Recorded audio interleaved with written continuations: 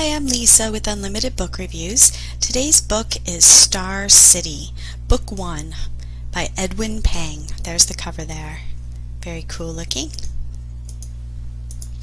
So the stats on this book, it's in the genre science fiction alien contact. That's where it's ranked the highest right now, currently at 2,516. It is a series, yes, but right now the other books are not out, and it didn't look like that until you started reading about it in Amazon. But book 2, Friendship Village, is supposed to come out in November of this year, and then book 3, Embassy Town, in November of 2019. So that's kind of cool. This is the first one in the series, if I didn't say that, and then the length of it is 326 pages. So the main characters in the book, we have Emma, and we have Seporinen. I'm not really sure how to say that, but he's the alien.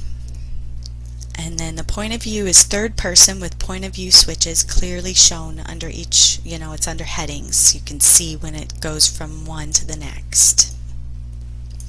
The book description: an alien race, the Baren, makes contact with Earth.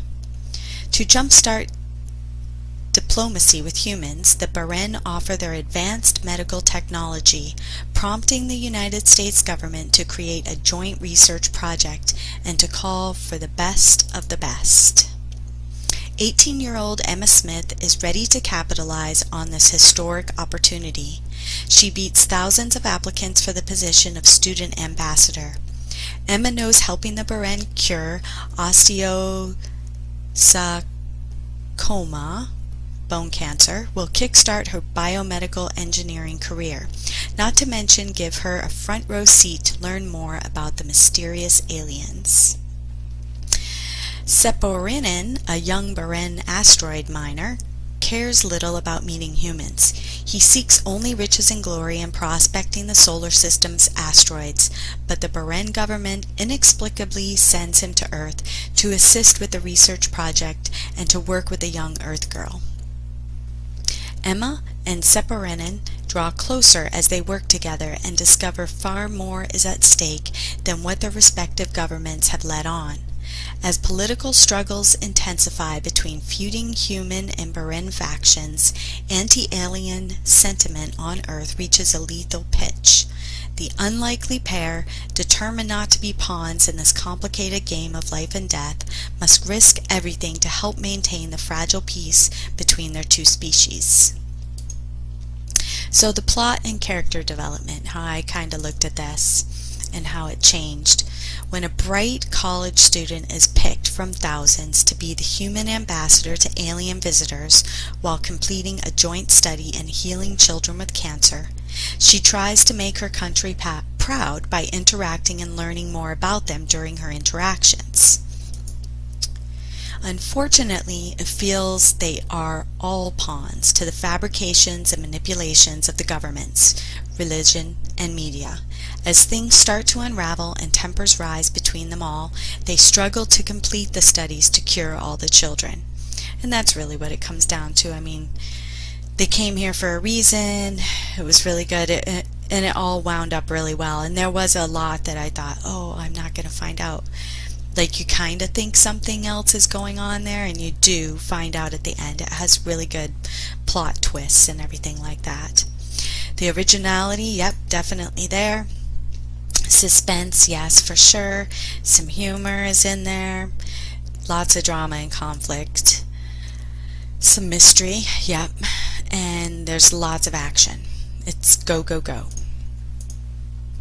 The romance in it, this is a young adult romance. They meet about 10% into the book.